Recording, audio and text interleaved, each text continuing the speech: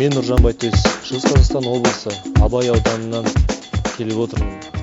Мұндағы келу себебіміз Казконтент акционерлік қоғамының ұйымдастыруымен өтіп жатқан барлық республика көлеміндегі бақ өкілдерінің конференциясы болатын. Бұл конференцияда маған ерекше әсер алған кездерім бұл Асхат Еркінбай мырзаның, спикер Асхат Еркінбай мырзаның бізбен өткізген тренинг барысында біз өте танымдық,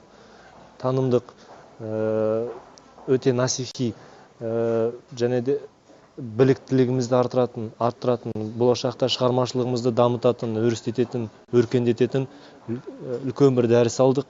Бұл дәрістің ішінде әсіресе қазақи бақтың сипаты қазақылық мінезде жататындығы